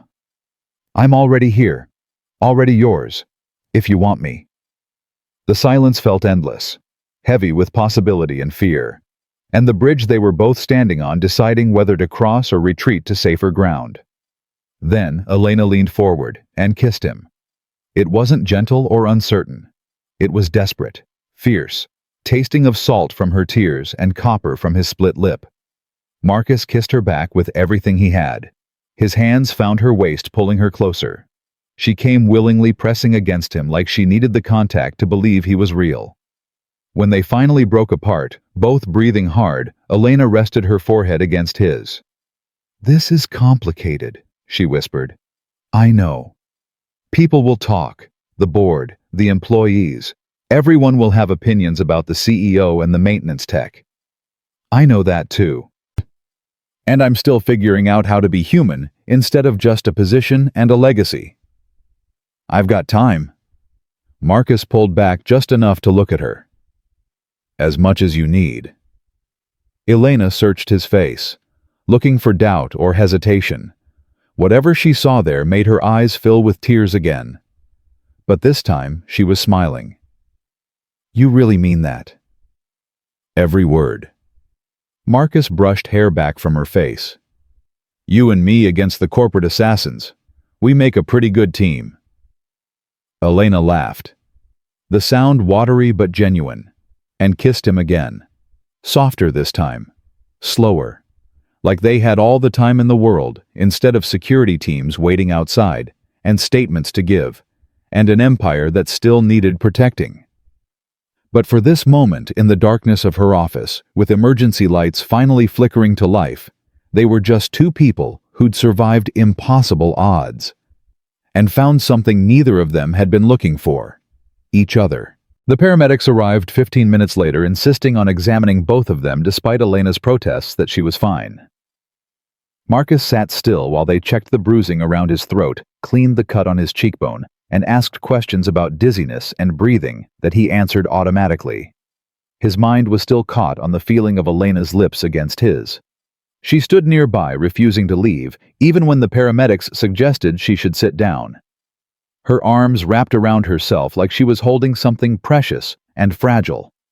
Their eyes kept meeting across the small space. Conversations happening in silence that neither of them was ready to voice aloud. "You're lucky," the paramedic said, shining a light in Marcus's eyes. "Another few seconds of pressure and we'd be talking about serious damage. Your throat's going to be sore for a week and those bruises will look worse before they look better. I'll survive." "That seems to be your specialty," Elena said quietly. Detective Morrison returned once the medical team finished. "Derek Simmons is in custody and talking. Not because he wants to, but because we've got him on attempted murder with multiple witnesses and audio recording. His lawyer is already trying to negotiate a deal." "What kind of deal?" Elena's voice hardened back into the CEO tone that commanded boardrooms. Information about his co-conspirators in exchange for a reduced sentence. He's claiming he was coerced, that the people who approached him threatened his family if he didn't cooperate. Morrison's skepticism was evident. We're verifying his claims, but preliminary investigation suggests he's lying. His gambling debts were real. His financial desperation was real. And the offshore accounts show payments that look like incentives, not threats. Who was paying him? That's where it gets interesting. Morrison pulled up something on her tablet. Nexus Dynamics, one of your competitors, or rather, they were your competitors until you acquired them 18 months ago. Elena's expression went cold. The executive team from Nexus was integrated into our structure. Some of them are still here. Exactly. We believe this was a revenge play, coordinated by former Nexus leadership who lost their positions after the acquisition. They recruited Derek, funded the operation, and planned to install their own people once you were eliminated. Then they'd orchestrate a hostile takeover, reclaim what they considered theirs. Names, Elena said. I want names. Morrison listed 3 executives, all of whom Marcus vaguely recognized from morning briefings. Senior vice presidents who'd seemed cooperative and professional, who'd attended meetings and contributed to projects while secretly planning murder. They're being arrested as we speak, Morrison said, along with several others involved in the financial side. By morning, this will be the lead story on every business network. Attempted assassination, corporate conspiracy, the works. Elena closed her eyes briefly. Marcus saw the weight settling on her shoulders. This wasn't just about surviving anymore. It was about managing the fallout, controlling the narrative, protecting the company and its thousands of employees from the scandal that was about to engulf them. I need to make a statement, she said, before the story breaks on its own terms. We control this, or it controls us. At midnight, Morrison asked. The financial markets open in Asia in 3 hours. If this breaks without context, without my voice framing it, our stock price will crater. Competitors will circle like sharks. Elena was already moving her strategic mind, overriding exhaustion and trauma. I need Amanda, the communications team, legal. We draft a statement, release it to major outlets with an embargo until 6 a.m. Eastern, and I do a live interview at 7. Elena, Marcus said quietly, you just survived a murder attempt. You're allowed to rest. She looked at him, and for a moment her mask slipped enough that he saw the bone-deep weariness underneath. If I rest, I think about how close I came to dying. How Derek sat across from me in meetings for 2 years planning to kill me. How I trusted people who wanted me dead. Her voice wavered. I can't afford to think about that yet. So I work. Marcus understood. He'd done the same thing after Melissa left, burying himself in survival and single parenthood because stopping meant drowning in fear and abandonment. But understanding didn't mean he had to let Elena destroy herself. Then I'm staying with you, he said. You work, I'm there, no arguments. Something softened in Elena's expression. You should go home. Lily needs you. Mrs. Chen is with Lily. What I need is to know you're safe. Marcus stood, ignoring the protest from his bruised ribs. You said yourself you don't want to face this alone anymore, so don't. The look Elena gave him was complex, gratitude and vulnerability and something deeper that neither of them had time to examine. But she nodded. The next 4 hours were a blur of activity. Amanda arrived within 20 minutes, her professional composure intact despite being called in at midnight. The communications team assembled. Lawyers joined via video conference. They crafted a statement that walked the razor's edge between transparency and damage control. Marcus stayed in the background, watching Elena command the room with the same authority she'd shown in every crisis. But now he could see the cost. The way her hands shook slightly when she thought no one was looking, the tightness around her eyes that spoke of pain she wouldn't acknowledge. Around 3 a.m., during a brief pause while the lawyers reviewed language, Elena caught his eye and gestured toward her private office. He followed. closing the door on the controlled chaos outside. "I can't do this," she said the moment they were alone, her voice breaking. Marcus moved to her immediately. "Yes, you can. You've been doing it for hours." "I mean," she gestured between them, her eyes bright with unshed tears. "I mean this. Whatever happened between us earlier, whatever we said, I can't think about it right now. Can't process what it means or what I want or how to fit something personal into a life that's about to become a media circus." The words hurt, but Marcus understood them. "Okay." Elena looked at him like she'd expected an argument. "You need time," he said gently. "Space to handle the crisis without worrying about us. I get it. I'm not going anywhere, Elena. When you're ready to think about this, I'll be here." "You make it sound simple." "It is simple. Not easy, but simple." He reached out slowly, giving her time to pull away. Took her hand. "I care about you. That doesn't change because you need to focus on your company right now. Do what you need to do. I'll wait." Elena's fingers tightened around his. What if waiting means weeks, months? What if by the time I have space to breathe, you've realized that a single father with a 6-year-old daughter doesn't need the complications that come with me? Then I guess you don't know me as well as I thought. Marcus met her eyes. "Because complications don't scare me. Losing you before we even have a chance to see what this could be that terrifies me." She kissed him then, desperate and brief, like she was trying to memorize the feeling before duty pulled her away. When they broke apart, she was crying silently. "I need you to take care of yourself," she whispered. "Go home after this. Be with Lily. Let me handle the corporate nightmare without worrying that you're exhausting yourself trying to protect me from everything." "Elena, please." Her voice broke completely. "Please, Marcus. I need to know you're safe and resting. That's how you help me right now." He wanted to argue, wanted to insist on staying, but he saw the genuine need in her eyes. She was trying to protect him the only way she knew how, by creating distance before the media storm destroyed everything in its path. "Okay," he said finally. "But we're not done. This conversation, us, we're not done."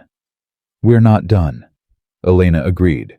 She touched his bruised throat gently, her expression anguished. "I'm sorry he hurt you. I'd take 1,000 bruises if it meant keeping you alive." She made a sound that was half sob, half laugh. "That's exactly the kind of thing that makes this impossible to walk away from, even temporarily." They stood there for another moment, holding each other in the quiet of her office while the world waited outside. Then duty called, and they separated, rebuilding their professional distance like armor against the chaos to come. Marcus left Hart Tower at 4:30 a.m. The city was still dark, the streets empty except for delivery trucks and insomniacs. He rode the bus home in a daze, watching dawn break over Chicago's skyline in shades of pink and gold that seemed impossibly beautiful after the violence of the night. Mrs. Chen was asleep on his couch when he arrived. He woke her gently, thanked her profusely, promised to explain everything later. She looked at the bruises on his throat with worried eyes, but didn't ask questions. Lily was sprawled across her narrow bed, one arm flung over her stuffed rabbit. Peaceful, completely unaware that her father had nearly died. Marcus stood in her doorway and watched her breathe. He'd built his entire life around keeping this little girl safe and loved. And somehow, impossibly, he'd found room in that life for Elena Hart, a woman who needed protection and connection just as desperately as Lily did, even if she'd spent years pretending otherwise. He showered carefully, avoiding the bruises, and fell into bed as sunlight streamed through his window. He slept fitfully, dreams full of falling lights and gunshots, and Elena's voice saying his name like a prayer. He woke to Lily bouncing on his bed at 8 a.m., her dark hair wild around her face. "Daddy, you're home. Mrs. Chen said you had to work really late." She stopped bouncing, her eyes going wide. What happened to your face? Marcus sat up carefully, every muscle protesting. I had an accident at work. But I'm okay, sweet girl. Just a little banged up. Did you fall? Lily touched his cheek with gentle fingers. Something like that. He pulled her into a hug, breathing in the scent of her strawberry shampoo. But I'm fine now, and I'm home. That's what matters.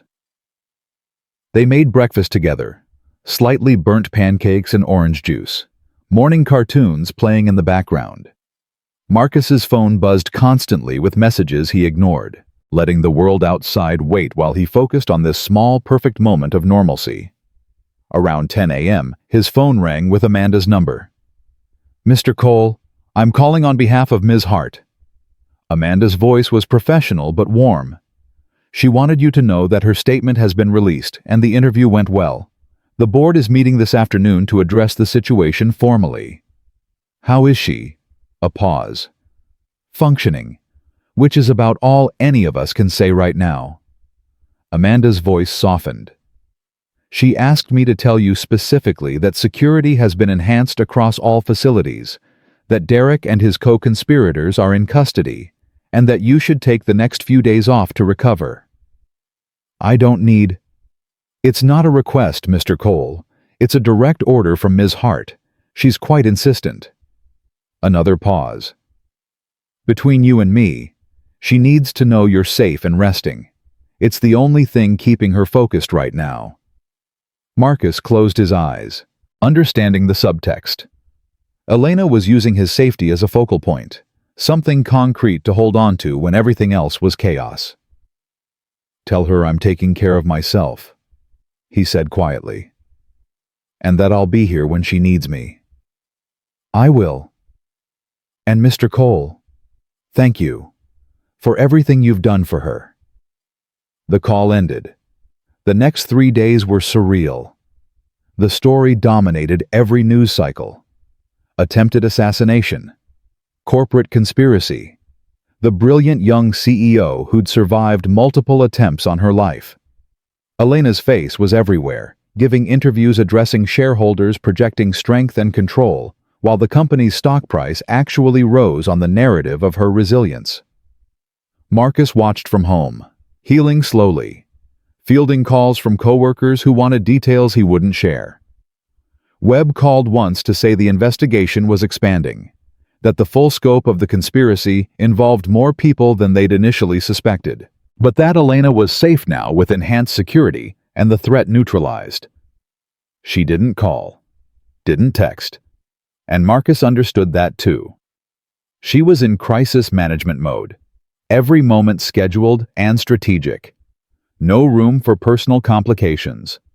But understanding didn't stop him from checking his phone obsessively, hoping for some small sign that she was thinking about him. On the 4th day, Mrs. Chen knocked on his door with a package, small, wrapped in plain brown paper. His name written in elegant handwriting. Inside was a book, a worn copy of Where the Wild Things Are, and a note card. Lily mentioned in passing that you read to her every night, but your copy of this got damaged in a move. Found this at a bookstore near my apartment and thought of you both. Thank you for understanding why I need space right now. It doesn't mean I've forgotten what you said, or what I said, or what happened between us.